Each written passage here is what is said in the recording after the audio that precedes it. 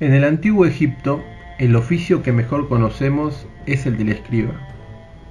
Cada escriba se ocupaba de enseñar el oficio a su sucesor, normalmente era su hijo. No existía en escuela a nuestro estilo, con profesores a tiempo completo. Se aprendía el oficio entre los 5 y 10 años. Desde el reino antiguo era necesario el conocimiento de la escritura para acceder a los altos cargos del Estado. No se identificaba este conocimiento con el oficio de escriba, más tarde quedó como requisito imprescindible. Con el tiempo y poco a poco se va formando familias de escriba. Esta función de escriba pasa a ser hereditaria, es decir, de padre a hijo, y al mismo tiempo que la del sacerdote. Ante cualquier actividad que estudiemos en el antiguo Egipto, nos topamos con la figura señera del escriba. Este pertenecía a una clase particular, conociendo el secreto de la escritura y la lectura. Junto a los sacerdotes y algunos dignatarios educados, los escribas constituían la inteligencia del antiguo Egipto. En el Imperio Nuevo forman un círculo intelectual cerrado y una casta privilegiada. Vivían en centros dependientes de la residencia real o en los templos dedicados al estudio y copia de documentos. El escriba egipcio llevaba incluida la actividad manual, primero en objetos ligeros y luego en monumentos. Se podía equipar con el artesano de pincel, con el pintor o el dibujante. Debían poseer dotes de dibujantes, especialmente para las obras manuales, y también ejercían el oficio de mediador e intérprete. La competencia del escriba consistía en la capacidad de crear no solo el texto, sino también de la instrumentación gráfica destinada a producirlo. La manipulación de los textos religiosos requería el conocimiento del universo de los signos y símbolos que se podían encontrar en el texto. Además, no solo leía las inscripciones funerarias, sino que también redactaba y leía la correspondencia epistolar, preparaba informes y extendía documentos legales. El escriba egipcio tenía el privilegio de no estar subordinado a nadie y tenía en sus manos la llave de los secretos del Estado y de la religión. En un país de analfabetos, el escriba sabía leer, escribir, contar, y toda la administración del país recaía en él. Su profesión les permitía el acceso a las altas dignidades de Estado. Su trabajo no era desgastante como el del artesano o agricultor. Su salario no dependía de las condiciones climáticas, estaba exento de impuestos y vigilaba las obras empuñado el basto para castigar.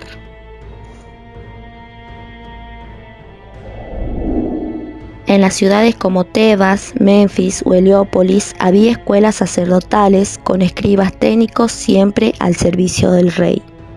Estos debían adivinar el futuro con ritos mágicos e interpretar los sueños.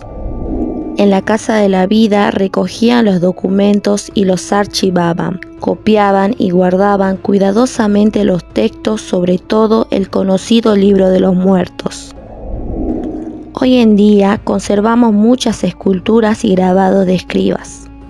Así, en el relieve de la mastaba de Mereruca se ven escribas y oficiales egipcios anotando las declaraciones de bienes hechas por los personajes de la aldea.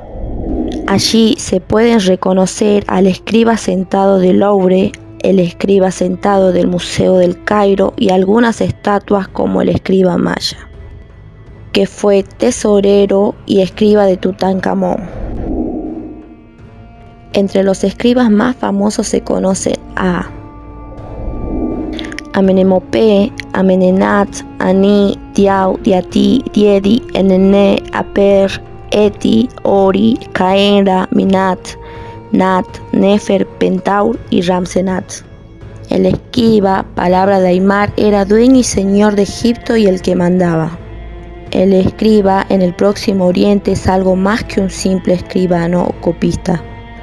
Para cumplir su oficio, utilizaba diferentes instrumentos como la paleta, el pincel, la tinta roja y negra y el papiro. El pincel se hacía del tallo del junco y lo cortaban por un extremo en forma diagonal y por el otro lado lo masticaban, quedando así con forma de pincel. El dios Thoth es representado como un hombre con cabeza de ibis. En ocasiones porta un pincel y una tablilla de escritura. Solían usar 2 pinceles, uno de ellos de repuesto y se lo sujetaban en la oreja. A la hora de escribir, llevaban otros 2 en la mano y 2 más en orejas.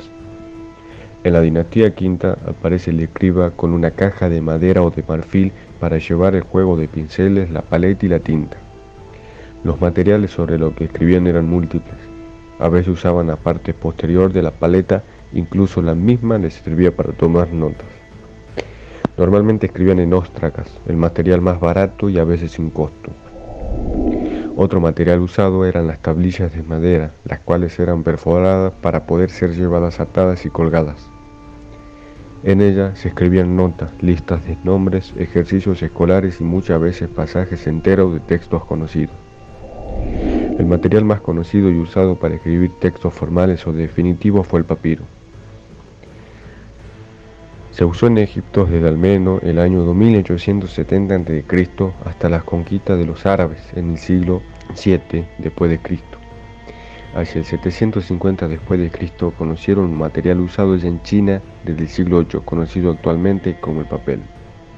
El uso del papiro se extendió por el mundo mediterráneo a fines del segundo milenio a.C. Los griegos le dieron el nombre de papiros.